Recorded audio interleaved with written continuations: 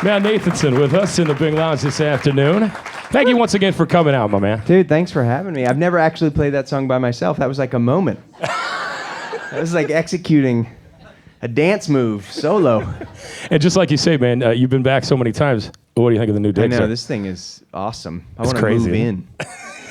I can't believe it. I so can't believe it that I feel like I'm just in a different place altogether. Like in the world, like this isn't. This is a club. This is like I'm expecting a unicorn, like fart a rainbow. You know what I mean? Like this is like magic. I love this place. Every time I have talked to this man, I've got the interview. This is my third time I get to interview him. You don't even need me. All you have to do is watch this. Watch this. Here we go. I heard you had a funky little morning, Matt. What about like I started telling my story. I definitely have. I think they call it verbal diarrhea. That's what I don't know what that means. How do you show up and not your man? Well, I got on a different plane because I'm more important than they are, apparently.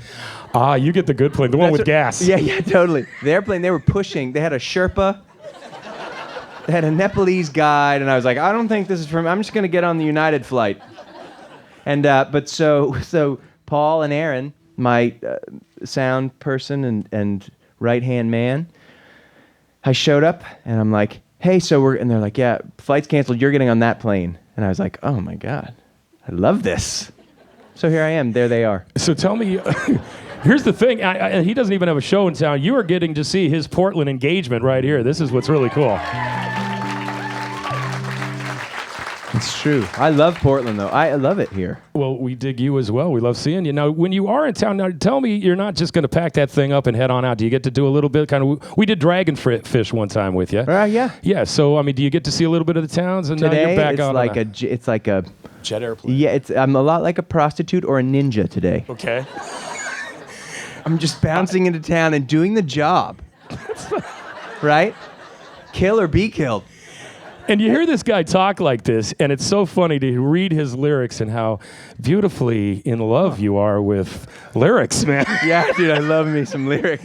When do we get the pissed off Matt Nathanson that has some humor in there too? You know, maybe my Twitter is a good place to go. I went on a rant yesterday morning about this concept, right, where people are like, music's too expensive, man. You know, like, I don't want to buy music anymore. It's too expensive. That's what they say. I can't afford your record, man. I went to see a movie the other night, Midnight in Paris. It was $10.50 for my movie. I had that right in San Francisco. That was even if it's $7.75 to see a movie. I saw it once. Right. Like, and I'm thinking, my record, I put a lot of effort, and people are like, man, record companies have been ripping us off forever, man. And it's like they have no idea that like they're actually people. It's like plying a trade. Like the engineer that sets up the microphone that records the drums actually has to has to pay his mortgage. And that like the person that actually produces the record, that doesn't just appear in this weird entitled land that we live in now, where people feel like they know how things work and they know better than anybody else. And so I went on this rant, and I was like, $5 lattes and a $10 CD is too much to buy. You know what I mean? Like CDs have just been. Like music albums, right? Like I'm down CDs, whatever, terrible vinyl, but like music as like a paid for art form has been so just brought down to it's been brought down to just nothing. And then Lady got to the artist. Yeah, well, just you. It's just like, and it's just been like pared down to like it's just not. People just don't see the importance in it. It's been sort of like farmed out as like, music doesn't, music should be free. And then someone tweeted me back. They were like, you should try putting more heart in your songs. And less anger in your tweets. And I was like, that is awesome. You're awesome. Whatever cubicle you're eating your Entenmann's cake and not moving in, and just like have fun. But like I actually live in the real world, and no, I'm gonna and don't mistake my passion for hate, because I will rain hate on you and it will scare you. And so anyway, long story short, that was my rant. So that's where you get the other part of me. Well, I guess those $10 tickets, high rent district next to those S&M clubs you're talking about in San Francisco, right?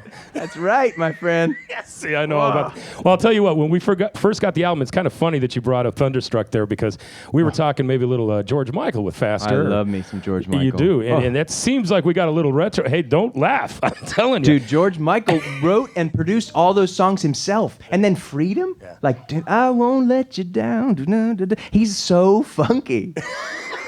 He cannot get it right in bathrooms, but and that's cool, but like, you know what I'm saying? Like after one or two times, there's a learning curve. And your man just can't pull it together. Hi, youngest person in the room. Nice to see you. What's your name? Hi, I'm Matt. Nice to see you. So anyway. This is exactly what I was talking about. George Michael. Yeah. Yeah. He's quite a dancer. Yes, he was. Anyway, but so George Michael, like that was what was so great about the '80s, and that was sort of what I was giving a nod to on this record.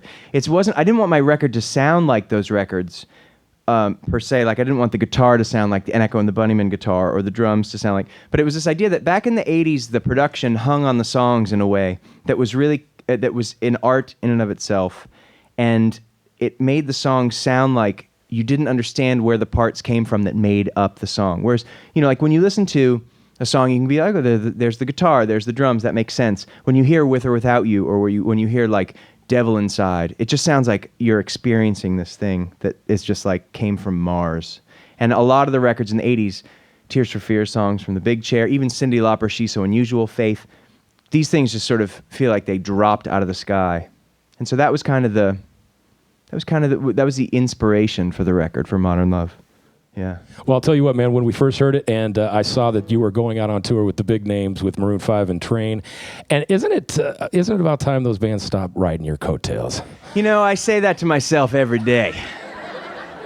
Lady Gaga. I say to myself, I used to and then to Katy Perry, he's like, I shoot whipped cream out of my breasts all the time. I don't understand why she gets she's on the cover of Rolling Stone, your daddy's, trying to catch a plane.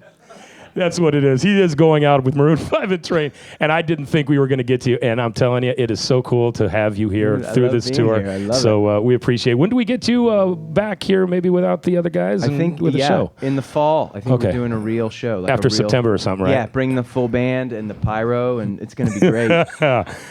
we have break dancing, break-offs. Take about half of this to heart, trust me. You guys bring your cardboard and bring your moves. We supply sort of a place and a lot of adulation. You're phenomenal. Matt Nathanson, once again with us in the Bing Lounge.